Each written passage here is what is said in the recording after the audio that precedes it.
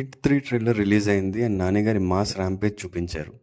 Career స్టార్టింగ్‌లో complete family and love stories చేసిన నాని గారు లాస్ట్ కొన్ని ఇయర్స్‌గా చేస్తున్న మాస్ మూవీస్ చూస్తే వాట్ ఏ చేంజ్ ఓవర్ అని పక్కా అనిపిస్తుంది.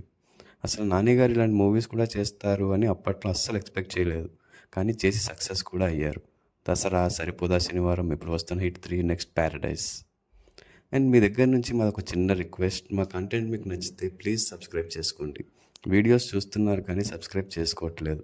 మీరు సబ్స్క్రైబ్ చేస్తే మాకు ఒక బూస్టప్ లాగా ఉంటుంది. అలాగే వీడియోని లైక్ చేసి మీ ఫ్రెండ్స్ అండ్ ఫ్యామిలీతో కూడా షేర్ చేయండి. ఇంకా ట్రైలర్లోకి వస్తే Arjun Sarkar is a ruthless cop. Criminals అయితే జైల్లో ఉండాలి లేదా సమాధిలో ఉండాలి అనే ఐడియాలజీతో ఉంటాడు.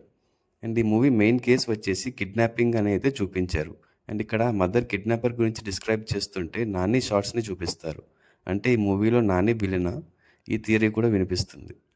నెక్స్ట్ వచ్చే షార్ట్స్లో మనకి చాగంటి గారి వాయిస్ ఓవర్తో నాని గారికి ఎలివేషన్స్ ఇస్తారు. ఈ మూవీలో వైలెన్స్ ఏ రేంజ్లో ఉంటుందో ఈ ట్రైలర్లో కొన్ని షార్ట్స్లో చూపించారు. ఆ చెయ్యి నరికే సీన్, షీల్డ్ ముందు పెట్టి పీక కోసే సీన్, అండ్ లాస్ట్లో బ్లడ్ బాత్ చేసి వచ్చినట్టు టోటల్ బాడీ అంతా బ్లడ్తో ఉండే షాట్ అయితే క్రేజీ అసలు.